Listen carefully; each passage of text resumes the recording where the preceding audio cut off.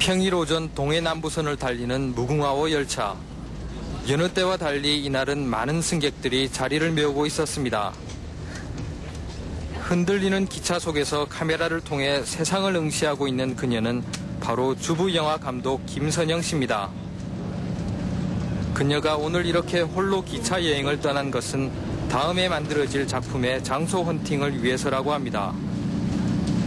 그 제한된 한 공간 안에서 벌어지는 이야기이기 때문에 기차가 각 중요한 부분으로 작용을 하죠.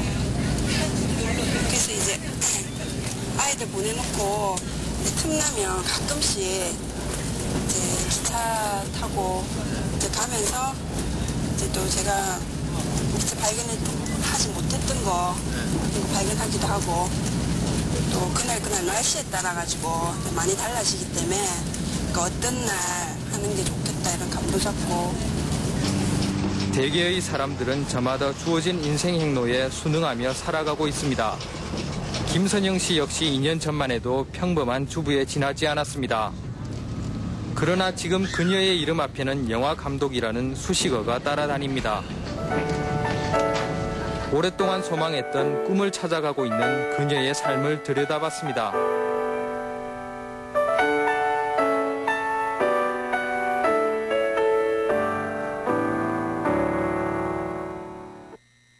나무 그늘 아래서 한가롭게 이야기를 나누던 두 명의 여학생들은 갑작스런 이방인의 질문에 당황한 모습입니다. 그러나 이내 자신들의 이야기를 하나 둘 끄집어내기 시작했습니다. 기억 중에서 어떻게 잘해주셨어요? 그러니까 구체적인 그런 기억 있잖아요. 그림을 그리듯이 그러니까 회화적으로 조금 표현해 보신다면. 그녀의 질문은 그리움에 관한 것이었습니다. 그리움은 바로 다음 작품의 소재이기 때문입니다. 그리움을 잊으려고 애쓰셔 본 적이 있나요? 아니면 그리우면 그리운 채 그냥 그 그리움 속에 그냥 젖어버리는 채 있어요. 없는데. 그녀가 이렇게 낯선 학생들을 찾아와 어려운 질문을 하는 데에는 몇 가지 이유가 있다고 합니다. 다음 작품의 주인공을 맡을 새로운 얼굴을 찾고 각각의 사람들이 품고 사는 그리움에 관한 그 가슴속 깊은 이야기를 직접 들어보기 위해서입니다. 불과 2년 전만 해도 그저 평범한 한 아내이자 두 아이의 엄마였던 김선영 씨. 그러나 바로 지난해에 한 편의 단편 영화를 제작한 뒤 이제는 당당한 영화 감독으로 자리하게 됐습니다. 그녀의 처녀작인 풀빛 사탕.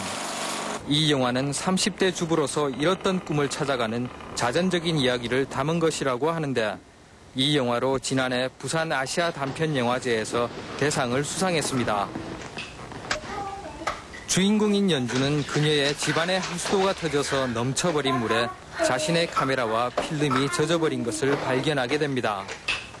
그리고 10년 동안 어렵게 촬영한 그 필름들 앞에서 절망하게 되지만 어떻게 해서든지 다시금 필름을 되살려보기 위해 친구에게 도움을 청합니다. 혜민아, 나 연주인데 메시지 받는 대로 연락 좀 줄 수 있겠니? 급한 일이거든. 이 영화에 등장한 주인공들은 전문 배우가 아닌 김선영 씨가 직접 발굴한 평범한 사람들이었다고 합니다. 고향이 여기가 아니신 것 같은데 고향이 어디세요? 고향이 없습니다. 갈 수가 없으니까요. 그래도 어릴 적에 살던 고향을 그림으로 그리라면 그릴 수 있습니다. 김선영 씨는 이 영화를 통해서 꿈에 대해, 정확히 말해 자신의 꿈에 대해 되묻고 있었습니다. 아저씨는 꿈이 있으세요? 꿈이라. 제1회 국제영화제 때 2회 국제영화제, 3회 국제영화제 거듭나면서 그러니까 영화를 굉장히 많이 봤어요. 그러니까 제일 첫날 이제 예매를 했어요. 예매를 하러 이제 가면은 심지어 이제 부산은행 직원이 저한테 안표 장사냐고 아침부터 와가지고 이제 은행 문 9시 반에 이제 오픈하면은 그때 와서 표를 사니까 그런 말을 듣기도 했었는데 제 3회 국제영화제 때였어요. 제가 그 아카데미 극장에는 항상 단편 영화를 상영해요. 그때 단편 영화를 보고 난 다음에 이제 단편 영화 감독들이 나와서 감독과의 대화를 하는데 그 자리에서 정말 관객 속에서 제 나이가 의식이 되더라고. 대부분 10대, 20대 아시다시피 이렇게 관객이 국한되어 있는데 30대가 드문 그 관객의 자리에 앉아 있는데 그 감독님들은 다 20대시더라고. 근데 그러니까 눈물이 앞으로 가서 영화를 못 보겠더라고요. 그러니까 저렇게 젊으신 분들도 다 이렇게 영화를 만드는데 나는 왜 이 나이 되도록 아직까지 이 관객의 자리에 앉아 있어야 되나 이런 참 정말 저한테는 아픔이었어요. 그래서 저 자신과 약속을 했어요. 제가 제 4회 때 국제영화제 때 내년에 영화를 만들지 않으면 이제 영화를 보러 오지 않겠다. 대학을 다니면서부터 키워온 영화를 향한 꿈. 그 후 단 한순간도 꿈을 접어본 적이 없었다는 그녀의 이야기는 지난 10여 년 동안 끊임없이 써내려온 시나리오를 통해 보여지고 있었습니다. 그리고 농구선수가 꿈인 아들에게 입버릇처럼 엄마의 꿈은 영화 감독이라고 말하며 자기 암시를 해왔다고 합니다. 이렇게 그녀는 한결같이 영화를 꿈꿔왔지만 주부로서 그 꿈을 실현하기란 결코 쉽지 않았다고 합니다. 그러니까 남편은 일상 영화를 하라고 그랬어요. 항상 하면 된다. 못할 이유가 없지 않느냐. 그러니까 아이가 아직 걷지도 못하는 상태에서도 영화를 찍고 싶다 그러면 하라고 그랬어요. 근데 그러니까 30대 그 가정을 가지신, 그러니까 특히 그러니까 자녀를 두시고 아이를 키워보신 경험 있으신 분이면 다 이해를 하시겠지만, 그러니까 주위가 지금 여건이 도저히 영화 찍을 상황이 되지 않는데 뛰쳐나갈 수는 없는 거잖아요. 그러니까 제 영화 속에도 나오지만 엄마는 그렇더라고요. 그러니까 아이의 자리를 다 이렇게 마련해주고 나서야 그때 잠시 남는 시간으로 제가 제 자신을 돌볼 수 있지. 그러니까 그 육아 문제가 해결되지 않고서는 어떻게 안 되더라고요.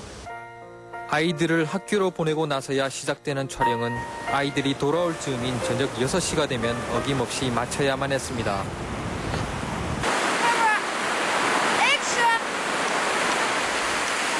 독립영화 제작에 있어 어려웠던 또 한 가지의 문제는 바로 제작비에 있었다고 하는데 그녀 역시 제작비 마련을 위해 10년 만기의 적금을 고작 7개월 앞두고 중도에 해약할 수밖에 없었다고 합니다.